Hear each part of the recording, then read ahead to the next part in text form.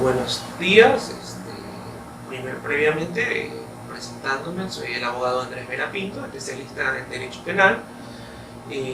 Hoy vine a hablar del proceso penal ecuatoriano. Previamente quisiera agradecer una vez más a la Corporación López Valencia por la invitación que nos ha extendido a fin de poder un poco contribuir en el debate nacional sobre nuestro proceso penal, y espero que estas ideas, que básicamente es lo que se trata de hacer, plasmar un conjunto de ideas, y estas reflexiones les sirvan a ustedes a fin de poder interiorizar un poco más sobre el proceso penal que tenemos, sobre el Código Orgánico Integral Penal, sobre la realidad jurídica de nuestro país, y un poco orientarnos hacia que ustedes puedan sacar, en base a lo que voy a decir, sus propias reflexiones.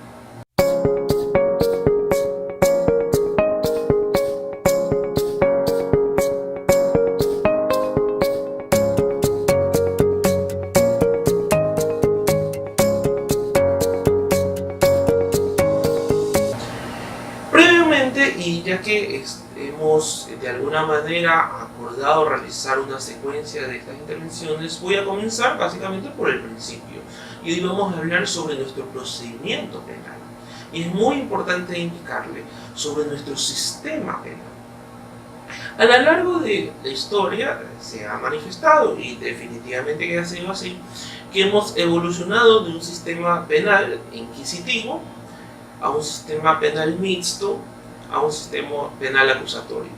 Aún así, hay muchas dudas o hay muchas discusiones sobre qué tipo de sistema tenemos.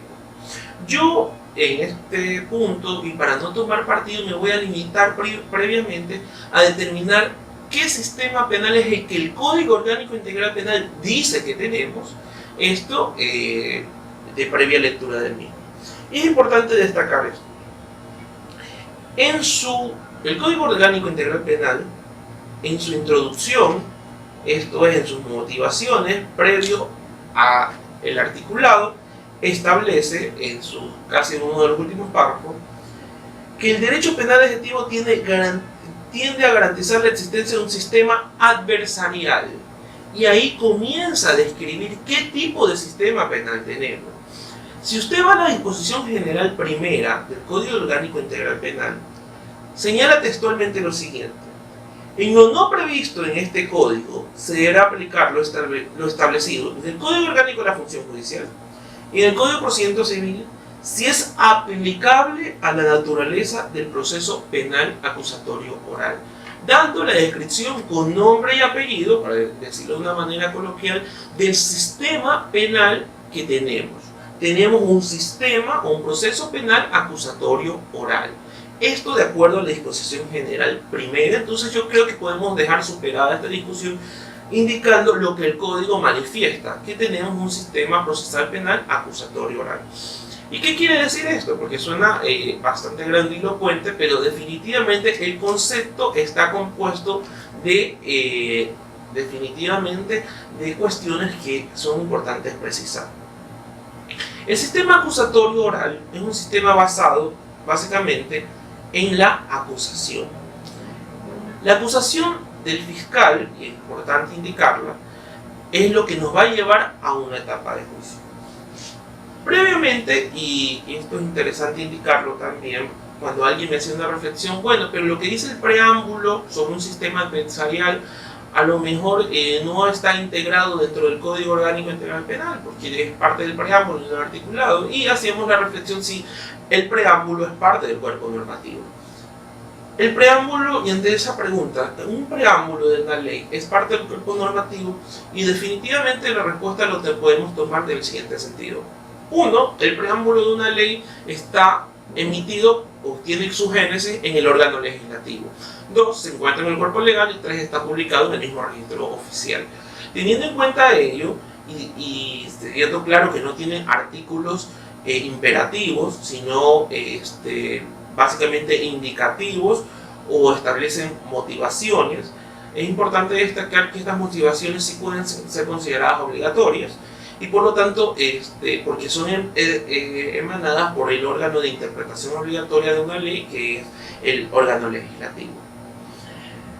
En relación a esto, y también teniendo en cuenta que la disposición general primera establece este sistema que es acusatorio oral, volvemos al tema y decimos que, teniendo en cuenta que el mismo sistema se compone de una etapa de juicio, cuando el código manifiesta y comienza a analizar el mismo, establece que no hay juicio sin acusación. Y por lo tanto pone la acusación como el génesis o el meollo o lo principal a fin de que se establezca o no una responsabilidad penal. Sin embargo, vamos a hablar dentro de esto, y una vez que hemos analizado el sistema acusatorio, el siguiente significado, el siguiente concepto que nos desprende, que es la palabra oral. Y básicamente lo que nos establece, esto es con raigambre constitucional, es que toda decisión que se tome en un procedimiento penal debe ser tomada una audiencia. Que toda resolución o toda diligencia debe ser pública y la contradicción se va a expresar de forma oral, teniendo en cuenta que nuestro Código Orgánico Integral Penal establece dentro de los principios la oralidad. Y un sistema adversarial, como también lo vimos que se identifica el código, lo que nos relata el sistema adversarial es que va a ser contradictorio. Esto es que no va a ser, a más de oral, es un sistema donde se va a exponer las pruebas, pero estas pruebas también tienen un contraexamen, donde hay testigos, pero los testigos van a ser sometidos a un contrainterrogatorio. Y parte del derecho a la defensa no es solo alegar y solicitar pruebas, sino contradecir las pruebas. Entonces tenemos un sistema con unas características bastante interesantes, en el cual habla de una acusación, habla de un sistema oral y habla de un sistema adversarial que lo hemos descrito brevemente.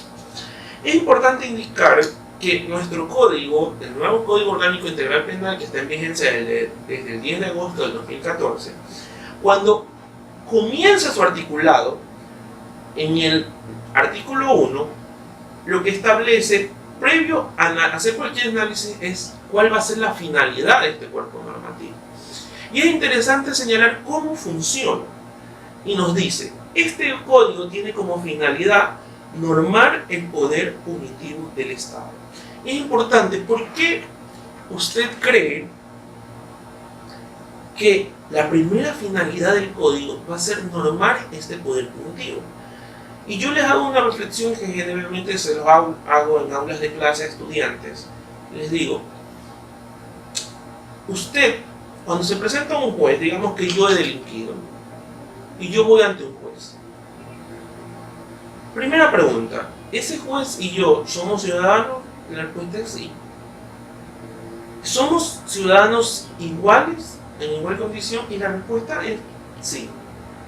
¿Y por qué él puede, después de la información recibida, sin una audiencia, determinar, en el caso que me haga culpable, una limitación a un derecho, que es la libertad? Y no solo puede determinarlo, si yo no la quiero cumplir, tiene los medios, que es la fuerza pública, a su disposición a fin de que me obliguen a cumplir, y por eso es que la policía me lleva, me pone ante él y posteriormente, si me declaran culpable, me llevarían a un centro de detención provisional. Y es porque el juez está investido de un poder, que básicamente es la jurisdicción y su división de la competencia. Pero es importante determinar que nuestro código, al ser garantista, determina y conoce este poder, pero este poder que para su reflexión es tan grande muchas veces, lo que va a hacer el código, y lo primero que va a hacer es comenzar a limitarlo, y a decir, un juez va a decidir si va a tener todo sospechoso presunción de inocencia. Un juez va a decidir el mérito de las pruebas. Si un juez no tiene certeza en base a pruebas de la materialidad de la infracción y de la responsabilidad del procesado, deberá declararlo inocente. Un juez deberá determinar medidas cautelares solo si son necesarias, etcétera, etcétera, y un largo etcétera, que no solo tienen raigambre legal, sino constitucional. Esto lo podemos ver en el artículo 76 y en el artículo 77 de nuestra Constitución, dentro de los derechos, libertades y las garantías del debido proceso. ¿Y por qué esto se da? Porque es importante para nuestra legislación señalar, uno, que el poder punitivo es un poder extenso, amplio, pero este poder va a estar severamente normado, porque el código comienza a decir que antes de hablar sobre los delitos que va a tipificar, antes de hablar del procedimiento, la primera finalidad del código va a ser ¿qué? La primera finalidad del código va a ser normar el poder punitivo, esto es el poder sancionador del Estado sobre un ciudadano. Y por eso es importante, al hablar del debido proceso, es muy importante determinar, y por el principio de inmediata aplicación de la Constitución, que al hablar del proceso penal, previamente a hablar del Código Orgánico Integral Penal, vamos a ver lo que nos dice justamente sobre esto el artículo 76 y 77 de la Constitución de la República del Ecuador. El artículo 76 nos dice: en todo proceso en que se determinen derechos y obligaciones de cualquier orden, se asegurará el derecho al debido proceso, que incluirá las siguientes garantías. Y hay garantías que, aunque son aplicadas en todos los procedimientos donde se discuta derecho, sin embargo, para el procedimiento penal tienen un raigambre y una especialidad que son propias del proceso, o que generalmente son más comunes en el proceso penal. No me voy a detener a leer todas, sin embargo voy a hacer el mayor énfasis en lo que recoge como principio este sistema acusatorio. Y si estaba en el mismo artículo 76, numeral 3, nos habla de que nadie podrá ser juzgado ni sancionado por un acto o omisión que al momento de cometerse no esté tipificado como infracción penal, administrativa o de otra naturaleza, ni se aplicará una sanción no prevista en la Constitución o en la ley. Y aquí nos recoge uno de los principios claros del procedimiento penal, que va a ser el principio de legalidad o el principio de tipicidad. Y esto está recogido también en la Convención Americana de los Derechos del Hombre y en la Declaración de los Derechos Humanos.